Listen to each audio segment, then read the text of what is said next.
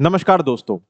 APSC की बदलती हुई पैटर्न के साथ काफी सारे बच्चों का एक बहुत ही कॉमन डाउट रहता है अक्सर कि sir can we prepare UPSC and APSC together. और जो अनिश्चितता इस पूरे प्रोसेस में रहता है, जिस लेवल का एग्जाम डिफिकल्टी होता है, ये काफी जरूरी भी हो गया है कि बहुत लोग एक प्लान बी लेके चले। तो क्या एक यूपीएससी एस्पिरेंट एपीएससी को भी साथ ही साथ प्रिपेयर कर सकता है? और क्या एक एपीएससी एस्पिरेंट जो कि यूपीएससी को काफी मुश्किल समझता है, क्या अब बदलती हुई एपीएससी, जो बदलाव एपीएससी ने लाया है, not just in the form of regulations but also in the kind of questions it asks, क्या एपीएससी एस्पिरेंट्स भी अब यूपीएससी की तमन्ना कर सकता है? चलिए इस विषय के ऊपर विस्तार रूप से इस वीडियो में बात करते हैं। दोस्तों, अगर मैं ओवरऑल पैटर्न के बारे में बात करूं या फिर चेंजेस के बारे में बात करूं, वीडियो काफी डिस्क्रिप्टिव रह जाएगा, तो मैंने इस वीडियो को 4 खंडों में डिवाइड किया है ताकि आपको भी स्ट्रक्चर आसानी से समझ में आए और जो डिसीजन आपको लेना है अंत में कि क्या हमें साथ ही साथ दोनों की तैयारी करनी है या फिर अलग रखना है दोनों को, इस मुद्दे के ऊपर भी वीडियो के अंत के तरफ हम लोग बात और चर्चा करेंगे। तो इस वीडियो में हम लोग आपको सिमिलैरिटीज के बारे में बताएंगे, दोनों एग्जाम्स की, what is the kind of similarity that we have, what are the kind of differences that we have, challenges and advantages क्या हो सकता है, और आखिर में जो स्ट्रैटेजी कि भाई किस तरीके से, अगर आपने ये निर्धारित कर लिया निश्चित कर लिया कि हाँ तैयारी तो हमें दोनों की करनी है, तो किस तरीके से करना होगा, उस चीज के ऊपर भी हम लोग बात करेंगे। तो चलिए वीडियो को स्टार्ट करते हैं। सबसे पहली चीज कि ओल्ड एपीएससी और न्यू एपीएससी, ये सारा वीडियो का कंटेक्स्ट इसीलिए बन पा रहा है बिकॉज एपीएससी ने काफी सारे बदलाव अपने पूरे के पूरे एग्जाम प्रोसेस में लाया। अगर आप पुरानी एपीएससी को देखेंगे, उसकी प्रीलिम्स की स्ट्रक्चर अलग थी। प्रीलिम्स में ऑप्शनल हुआ करता था, एक पेपर ऑप्शनल का होता था प्रीलिम्स में, जी हाँ, एमसीक्यू बेस्ड। फिर मेंस की तो स्ट्रक्चर ही अलग थी, ठीक है। जीएस के पेपर्स इतने सारे थे ही नहीं। अभी जो 5 जीएस के पेपर्स और एक ऐसे का पेपर होता है एपीएससी ऑप्शन मेंस में, पहले नहीं था, right. So all those changes, not just in the structure, मैं ये कह रहा हूं चेंजेस सिर्फ स्ट्रक्चर में नहीं हुआ है, changes are also in the difficulty level of the questions, है ना। क्वेश्चंस की जो डिफिकल्टी लेवल है उसमें भी चेंजेस और बदलाव देखने को मिला है। अच्छा, आप बोलोगे सर किस तरीके का बदलाव? सबसे पहली चीज बदलाव, सबसे पहला बदलाव जो हमने देखा है, पहले ट्रिविया बेस्ड क्वेश्चन आता था। और ये बहुत पुरानी बात नहीं कह रहा हूं, आई बिलीव 2020 का ही एपीएससी अगर आप उठा के देखेंगे, पूछा था स्टेट ट्री ऑफ असम क्या है, ठीक है, first freedom fighter of Assam क्या है, कौन है। उस प्रकार के ट्रिविया बेस, मतलब एकदम जो स्टैटिक जीके भी, मतलब जो क्विज के लेवल के क्वेश्चंस होते थे, उस प्रकार के क्वेश्चंस पूछे जाते थे। बट अभी जो है, आपको क्वेश्चंस में एनालिटिकल एक बेंट मिलेगा। They are not just trying to test your static knowledge, but whether you are able to relate it with the society, with the environment around you, ये चीज देखा जा रहा है। तो और एनालिटिकल के साथ साथ पहले एक ही डिसिप्लिन की क्वेश्चन, ठीक है, यूनि डिसिप्लिनरी था, यूनि डिसिप्लिनरी, मतलब पॉलिटी का क्वेश्चन सिर्फ पॉलिटी तक ही सीमित था।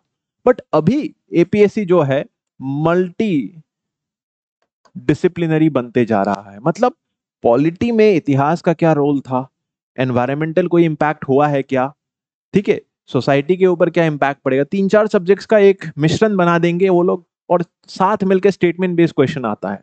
और इसी के साथ तीसरा बदलाव भी आपको सिंगल स्टेटमेंट में देखने को मिलता था पहले, only single statement based question. मैं सारे उदाहरण को दिखाऊंगा, I will show you each type of question that I am talking about in this video. Single statement based question से अभी आपको मल्टीपल स्टेटमेंट मिलेगा सेम क्वेश्चन में, ठीक है। You will be having lot of statements in the same question. एक ही question में 3-4 statement होता है। आपको सारे स्टेटमेंट्स की एनालिसिस देख के फिर आपको बताना होता है कि ये सही है कि नहीं। सो कहीं ना कहीं ये पूरा का पूरा जो चीज है, एक बहुत ही यूपीएससी ओरिएंटेड पैटर्न में जा रहा है।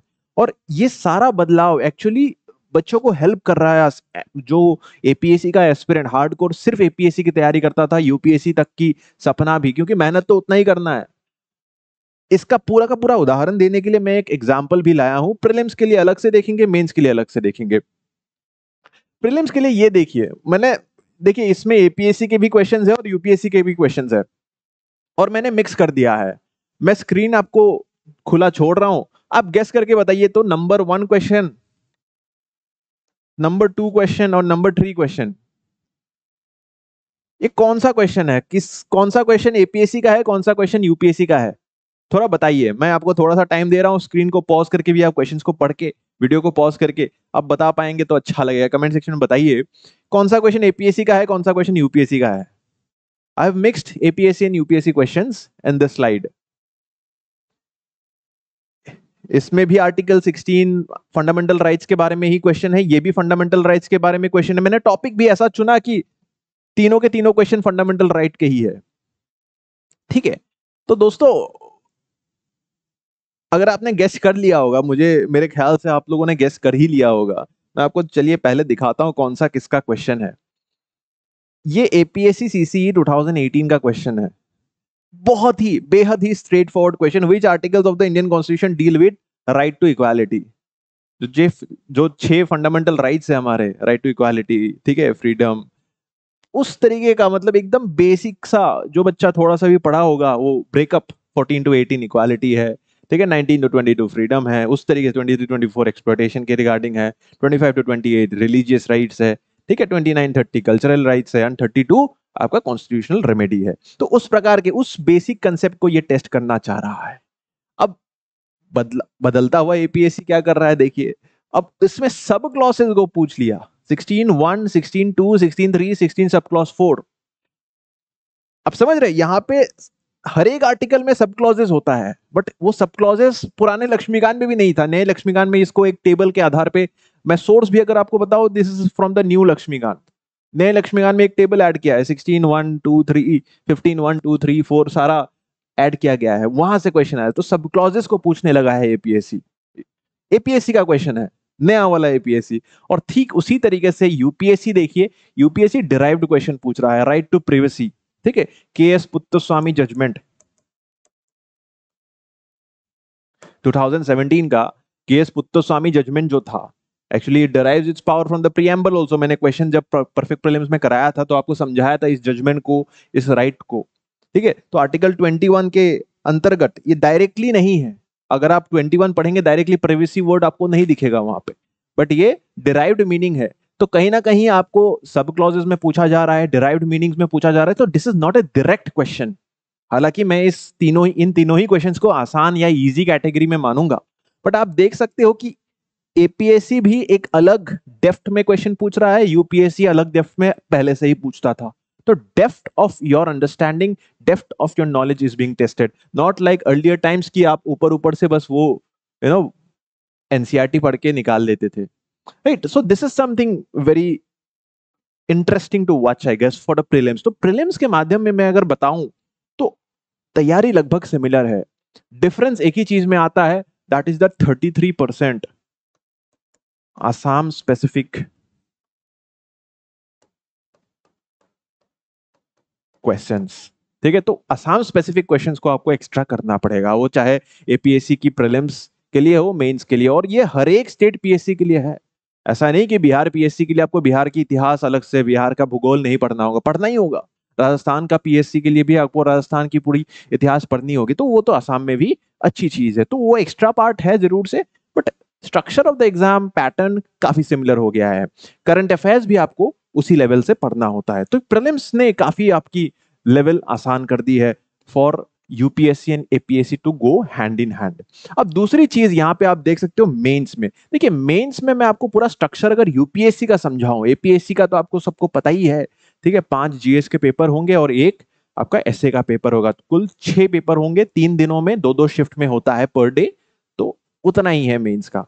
बट यूपीएससी का अलग है, this is the UPSC mains structure. ध्यान से देखिएगा, पेपर 1, देखिए 2 क्वालिफाइंग पेपर इसमें आपको देखने को मिलेगा, पेपर ए और paper B. Any of the schedule जो लैंग्वेजेस है 8 शेड्यूल में आप इसमें ले सकते हो, और पेपर बी आपका मैंडेटरी इंग्लिश का होता है। ये क्वालिफाइंग नेचर का होता है, आपको मेरिट में इसका मार्क्स काउंट नहीं होता है। ये चीज एपीएससी में नहीं है, this is not there in APSC, this is extra. उसके बाद एसए का पेपर एपीएससी में भी है, जीएस 1 इसमें भी है, एपीएससी में भी है, जीएस 2 भी है, जीएस 3 भी है, जीएस 4 भी है, ठीक है, जीएस आपका ये जो 5 पेपर है ये सिमिलर आपको देखने को मिलता है. What is not there in APSC is these extra 2 papers of optional. Optional के 2 एक्स्ट्रा पेपर, ऑप्शनल तो पूरा हटा दिया और ऑप्शनल के बजाय एपीएससी ने इंट्रोड्यूस किया आपका आसाम का एक specific paper, that is the GS5 of APSC. तो वही चीज है, आसाम स्पेसिफिक आपको एक्स्ट्रा करना पड़ेगा, जो प्रीलिम्स के लिए आप करेंगे उसी चीज को थोड़ी मेंस ओरिएंटेशन में आपको करना पड़ेगा. ये एक्स्ट्रा चीज आपको करना पड़ेगा. ठीक है, बाकी का बाकी सारा का सारा पेपर सिमिलर आपको देखने को मिलेगा. मैं फिर से वही गेम नहीं खेलूंगा क्योंकि डिफरेंस थोड़ी मेंस में विजिबल भी हो जाती है. ठीक है, देखिए ये यूपीएससी का क्वेश्चन है, लगभग सिमिलर ही मैंने पकड़ा है इंटरनेशनल रिलेशंस की कॉन्सेप्ट में. तो आप देख सकते हो यहाँ पे एक कोट दे दिया गया है. In the last few decades were of Asia's growth story.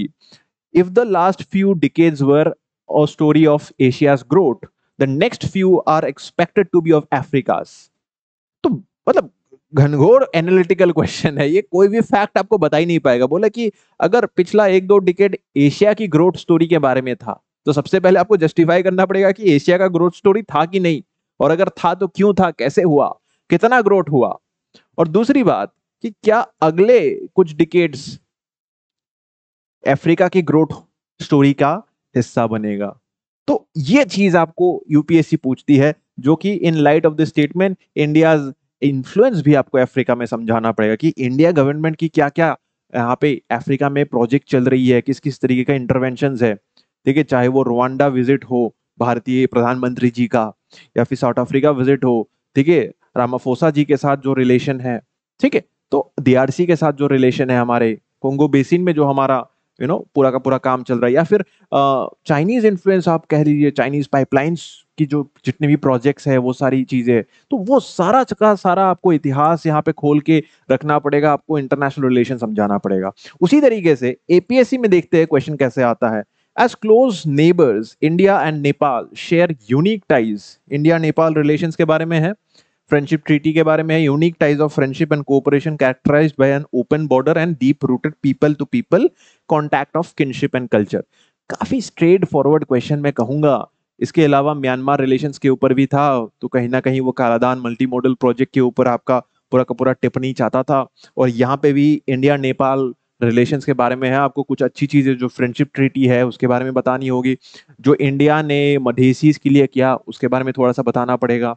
जो इंडिया को एक्यूज भी किया जाता है about interference in the constitution drafting process of Nepal, उस तरीके के बातों के बारे में बताना पड़ेगा. बट आई वुड रेट कि अगर on a difficulty, on a scale of difficulty out of 10 अगर मुझे रेट करना होगा तो ये 5 होगा और ये आपका 8 होगा. Right, Y? बिकॉज आपको यहाँ पे फिलोसॉफिकल नेचर ऑफ क्वेश्चन देखने को मिलेगा. This is not a very factual question, this is a purely understanding based question. तो वो चीज मेंस में आपको थोड़ी सी मेहनत एक्स्ट्रा करनी पड़ेगी, और उतना सा अगर आप करेंगे मुझे लगता है एपीएससी यूपीएससी प्रीलिम्स और मेंस साथ में हो सकता है. और जायज है कि थोड़ा सा मेहनत करना आपको पड़ेगा, क्योंकि definitely a shift from ACS to IAS is a shift from 15 to 20 years of your service tenure. तो 15-20 साल बाद मिलेगा ACS में आपको, वो IAS में शुरुआत में मिल सकता है ना. उतना लेवल ऑफ ग्रोथ इवेंचुअली आपको मिल जाता है. शुरुआती पोस्ट तो सेम होता है, असिस्टेंट कमिश्नर का ही होता है, but then IAS gets promoted to the rank of DC within 5 years. But यहाँ पे DC बनने के लिए 15-20 साल लग सकता है ना. तो वो चीज है, तो कहीं ना कहीं थोड़ी मेहनत अलग है, और मेहनत ज्यादा नहीं है, मैं ये कह रहा हूँ, मेहनत थोड़ी अलग है, मैं ये कह रहा हूँ, क्योंकि यहाँ पे भी एपीएससी में भी आसाम पूरा का पूरा अलग से पढ़ना पड़ेगा, और वहां पे ऑप्शनल आपको अलग से पढ़ना पड़ेगा, थोड़ा एनालिटिकल पढ़ना पड़ेगा, जो कि हमारे क्लासेस में होता ही है. एनालिटिकल चीजों में आई डोंट थिंक एसपीएम के बच्चों को कोई दिक्कत आता है. दिक्कत उसमें आता है कि ऑप्शनल नहीं पढ़ते हो आप लोग, थोड़ा सा लेजी भी बन गए थे, ऑप्शनल जैसे एपीएससी में हट गया था. But now since we have started the optional classes also, that too also free of cost, so I think it's all the more easy for all of you to prepare both of these exams hand in hand. अब इसमें क्या करना होगा, पूरे के पूरे चीज को अगर मैं समराइज करूं, qualifying language papers, Assam section, current affairs. देखिए करंट अफेयर्स आप नेशनल पढ़ते हो यूपीएससी के लिए, बट एपीएससी अगर आप साथ ही साथ करोगे तो आसाम स्पेसिफिक करंट अफेयर जो हम अपने न्यूज़पेपर एनालिसिस में हो जाए, मंथली मैगजीन्स में हो जाए, उसको भी आपको करना पड़ेगा. और पूरा का पूरा खेल असम ओरिएंटेशन का ही है। जो माइंडसेट में लिखा हूं, ऑप्शनल तो पता चल गया आपको, माइंडसेट का खेल ये है, जैसे इंडिया फ्रीडम स्ट्रगल के बारे में कोई क्वेश्चन है पकड़ लीजिए, तो आप यूपीएससी के क्वेश्चन में महात्मा गांधी लिख के आओगे, बढ़िया, बट एपीएससी क्वेश्चन में सिर्फ महात्मा गांधी लिख के आओगे, ये घनघोर गलती है। आपको यहाँ पे महात्मा गांधी तो लिखना ही है, उसके साथ साथ गोमधोर कुंवर को भी नाम लिखना होगा, मनीराम देवान जी का भी नाम लिखना होगा, समझ रहे हो, गोपीनाथ बोरडोलोई जी का भी नाम लिखना होगा। तो these kind of additions in your answer writing will help you crack the APSC.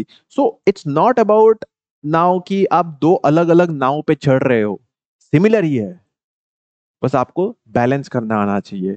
तो स्ट्रैटेजी क्या होना चाहिए? स्ट्रैटेजी ये होना चाहिए, सबसे पहले आप हैंड इन हैंड, अगर दोनों को चलाना चाहते हो, अगर नहीं चलाना चाहते हो तो this is the hard truth, मैंने आपको सारी चीजें खुल के बताई। अगर आपको नहीं चलाना है तो फिर मत चलाइए, आप डिसाइड करिए प्रायोरिटी कि यूपीएससी ही है तो यूपीएससी करिए, एपीएससी। बट मैं चाहता हूं, मैं कहना भी चाहता हूं कि अनिश्चितता बहुत है इस पूरे प्रोसेस में, तो कहीं ना कहीं अगर आप दोनों को एक साथ चलाएंगे तो एक प्लान बी का भी ऑप्शन रह जाता है आपको। मैं ये नहीं कह रहा हूं कि एपीएससी इज प्लान बी, कभी कभी यूपीएससी प्लान बी होने के बावजूद यूपीएससी, मेरे तो ऐसे स्टूडेंट्स हैं जिनका एपीएससी प्रीलिम्स नहीं लिखना, अब यूपीएससी का प्रीलिम्स निकल गया। तो पढ़ते तो आप है ही, but on that day luck क्या फेवर करे, क्या आपका क्वेश्चन आए, ये तो खुदा ही बता सकते हैं। तो इसलिए दोनों को साथ में चलाएंगे तो प्लान बी रहेगा। और स्ट्रैटेजी ये होना चाहिए कि भाई सबसे पहले ऑप्शनल को थोड़ा सा निपटाने की कोशिश करें, जो कि क्लासेस अभी चल रही है। दूसरी चीज माइंडसेट का खेल है, don't limit yourself to India specific articles and examples, try to inculcate Assam specific knowledge also. और तीसरी चीज, थोड़ी सी हार्डवर्क एक्स्ट्रा करनी पड़ेगी लोगों से, क्योंकि आप यहाँ पे असम सेक्शन को ऐड करेंगे। Do not ignore, yesterday itself I met a student, 4 साल से तैयारी कर रहा है बट प्रीलिम्स ही नहीं निकल रहा है, बिकॉज असम स्पेसिफिक चीज उसने पढ़ा ही नहीं है। यूपीएससी निकल गया था, एपीएससी नहीं निकला। सो दीज थ्री थिंग्स अगर आप एक शेड्यूल में इम्बाइब करते हो, I would say no one can stop you from cracking both of this examinations, many people have done it. ठीक है, अभिजनान हजारिका दिस टाइम, ठीक है, he has cracked APSC last year and now he has also secured IPS in the UPSC CSE। तो आप भी कर सकते हो, भरोसा रखिए अपने ऊपर, मेहनत करिए, और असम के ही लोगों ने किया है तो आप क्यों नहीं करोगे? ठीक है, तो इसी भरोसे के साथ मैं आज की इस वीडियो को यहीं पे समाप्त करना चाहूंगा। Thank you all of you for listening to me. अगर कोई भी डाउट है, सवाल है, आप पूछ सकते हो कमेंट सेक्शन में। अगर वीडियो पसंद आया, वीडियो को लाइक करिएगा, चैनल को सब्सक्राइब करिएगा। Thank you so much. जय हिंद, जय भारत।